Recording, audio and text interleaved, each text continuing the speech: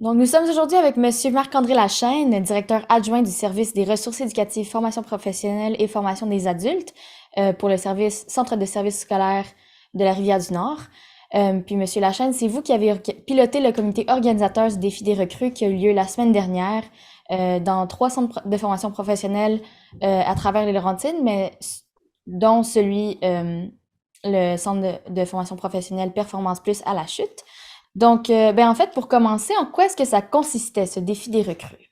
Donc, le défi, la journée consistait pour des élèves à explorer différents métiers en étant actifs dans le département, dans le secteur du métier désiré. Donc, c'est-à-dire que chaque élève avait 6 défis à faire dans un groupe. Et comme un groupe est composé de 30 élèves, mais 6 élèves faisaient un défi et les 6 autres élèves faisaient 6 autres défis et ainsi de suite jusqu'à faire les 21 métiers qu'on avait à présenter par centre.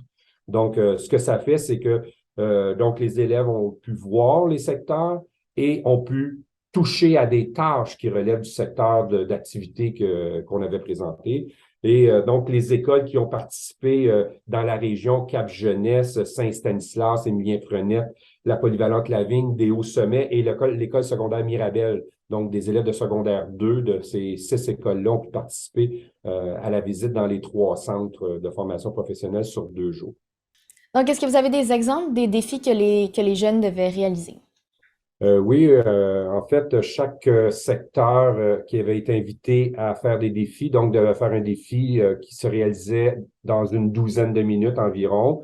Et si je vous donne un exemple en carrosserie, donc les élèves devaient masquer un côté de véhicule, comme on fait lorsqu'on veut préparer un véhicule à la peinture. Quand on veut repeinturer un véhicule, c'est sûr qu'on veut pas mettre de la peinture dans les châssis, dans les fenêtres d'auto. Donc, les jeunes avaient à masquer les fenêtres. Et donc, le gagnant des 2 écoles les jeunes qui gagnaient, donc, devaient avoir répondu à certaines spécificités qui avaient été nommées dès le départ. Et donc, il y avait une évaluation faite de la part de 2 enseignants et un bracelet noir était donné à l'équipe gagnante. Et l'idée, c'était d'accumuler le plus de bracelets dans l'école.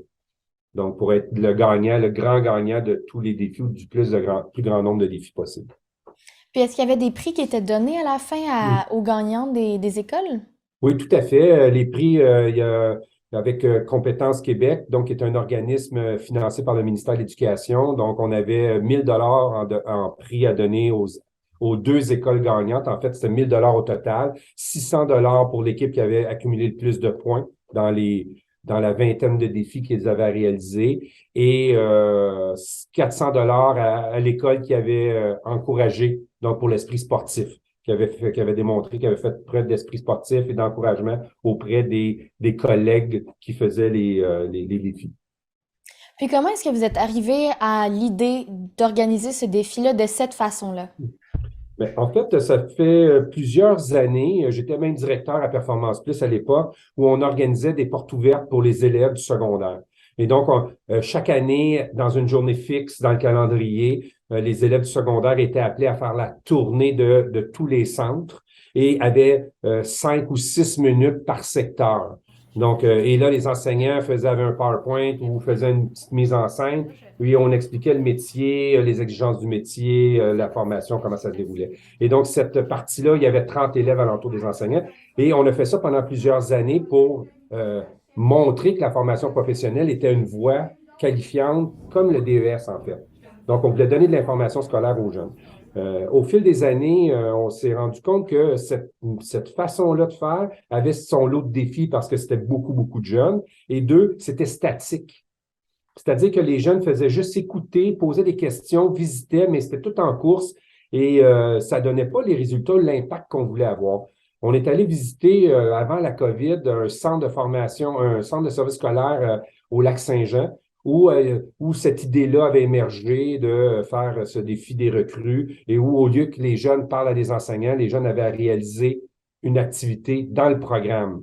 Et donc, on est revenu avec cette idée-là d'implanter ça ici. Et comme je vous disais plus tôt, Compétences Québec, qui est un organisme public, mais financé par le ministère, a développé une expertise dans l'organisation de cet événement-là. Donc, on s'est associé Compétences Québec pour avoir toute cette expertise-là. Et on a décidé de faire ça cette année.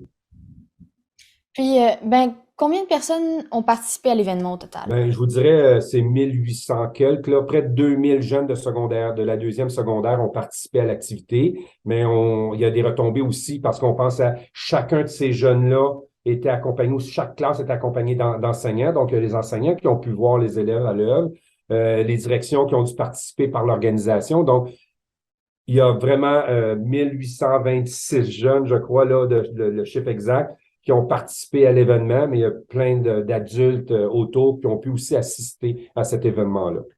Puis justement, de la part des enseignants et de la direction qui ont assisté à l'événement, est-ce que vous avez reçu des bons commentaires? J'ai reçu des commentaires des jeunes, ça, ce qui était très intéressant. Et donc, ce que les gens nous ont dit, c'est qu'ils auraient aimé faire plus de défis. Donc, les commentaires que j'ai, là, c'était wow comparativement aux autres années où c'était plus statique. Les jeunes m'ont dit, ben, on aurait aimé ça en faire plus, ça aurait dû être plus long. J'ai entendu des jeunes dire, en soudage, par exemple, où je regardais le défi, moi, je veux revenir, est-ce que je peux faire un stage d'un jour? C'est ce qu'on voulait susciter le goût de venir, parce que tantôt, vous m'avez demandé des exemples, mais en soudage, ils devaient faire des pieds pour des rampes de skateboard de planche à roulettes. Et donc, les Mhm. pieds devaient les souder. Fait que les jeunes ont soudé vraiment avec l'aide de l'enseignant, avec le masque avec tous les outils de sécurité, avec tous les équipements de sécurité, devaient souder un pied. Donc, il y avait un pointage par rapport à la qualité de la soudure, évidemment. Et parce que les jeunes ont touché, ben, ils ont dit, hey, on pourrait-tu revenir pour toucher un peu plus parce qu'ils ont touché ces 7 minutes que ce défi-là a duré. Donc, oui, il y a des commentaires positifs dans le déroulement parce que c'était festif, il y avait de la musique. Des commentaires positifs dans le fait qu'on a touché, on n'a pas juste parlé à un soudeur, mais on a soudé. Donc, c'est de là les commentaires positifs. Mais il y aura un sondage qui va partir dans quelques jours et je vais pouvoir avoir plus de détails là, pour organiser un autre défi l'année prochaine.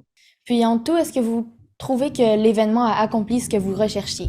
Donc, à première vue, oui, certainement qu'elle a atteint l'objectif pour lequel elle avait été élaborée. Comme je vous dis, je vais passer un sondage dans les jours qui viennent pour voir l'impact. Et vous savez, en formation professionnelle, on a un enjeu de recrutement toujours. On cherche des élèves. Et là, on fait du recrutement, mais c'est pas vraiment du recrutement parce que c'est des élèves de secondaire 2. Donc, les impacts réels dans nos centres, c'est dans 2, 3, 4 ans qu'on va les voir.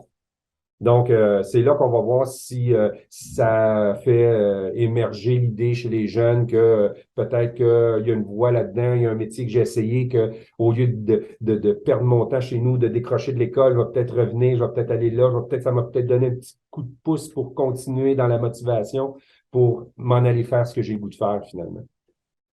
Puis en tout, comme vous disiez tantôt, c'est possible de faire des stages un jour pour chacun des centres de formation professionnelle? C'est possible de faire des stages d'un jour. Il y a une équipe dans chacun des centres dont c'est le mandat d'organiser des visites plus spécifiques, de faire des stages d'un jour, donc des stages d'un jour qui est d'accompagner des élèves dans des classes ou des activités d'exploration où c'est un enseignant qui fait manipuler du matériel.